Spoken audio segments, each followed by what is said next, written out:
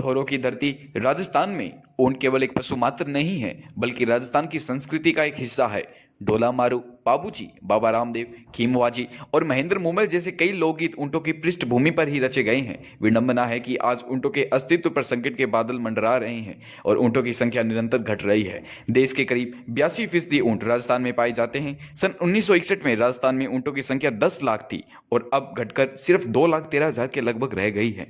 रेगिस्तान के जहाज के रूप में अपनी पहचान रखने वाला ऊंट अब विलुप्त होने के कगार पर है। पशुपालन विभाग की ओर से पशुगणना 2007 की तुलना से सन 2012 में ऊंट की संख्या 22.79% गिरावट आई है। डर इस बात का है कि यदि इसी दिशा में कुछ कदम नहीं उठाया गया तो ऊंट मात्र इतिहास का जीव बन जाएगा। राजस्थान सरकार ने 30 जून सन 2014 को इसे राज्य पशु भी घोषित कर दिया है, लेकिन फिर भी ऊंटों की संख्या घटती जा रही है। यह चिंता का विषय बनता जा रहा है। वर्तमान राजस्थान सरकार ने ऊंटों की स्थिति देखते हुए इनके संरक्षण के लिए 23 करोड़ रुपए की नई योजना तैयार की है। पशुपालन मंत्री श्रीमान लालचंद कटारिया ने ऊंट संरक्षण के लिए एक कमेटी भी बनाई है।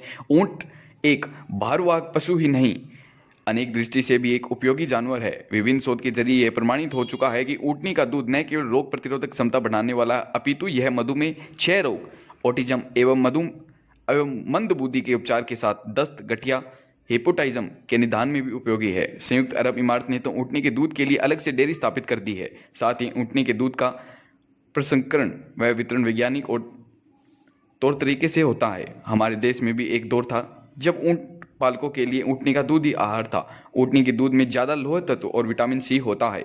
Food safety authority of India ने ऊंटनी के दूध को खाद्य आहार के रूप में भी मान्यता दे दी है।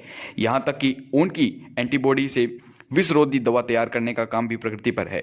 सन 1984 में भारत सरकार ने राजस्थान के बीकानेर में राष्ट्रीय ऊष्ट अनुसंधान केंद्र की स्थापना भी की है। यहाँ ऊंटों के प्रजनन, पोषण, अनुवांशिकी व स्वास्थ्य की वैज्ञानिक जानकारी के लिए शोध जारी है।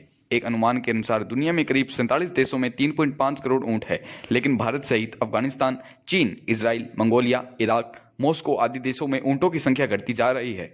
राजस्थान में सन 2012 में ऊंटों की संख्या 3.26 लाख थी और 2019 में यह संख्या 2.13 लाख रह गई है। बीकानेर, जैसलमेर, पुष्कर, नागौर आदि स्थानों पर मेले भी लगते हैं, जहां ऊंट दौड़, खेल, तमाशे भी होते हैं।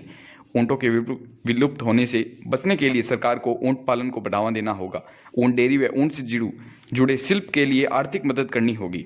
ऊंट चारगाहों का संरक्षण जरूरी है। जिस प्रकार गौशाला विकसित हो रही है, उसी प्रकार उष्ट्रशाला भी विकसित होनी चाहिए। उष्ट्र प्रजनन को बढ़ावा देना होगा, तभी विलुप्त होता राजस्थान का जहाज बच पाएगा।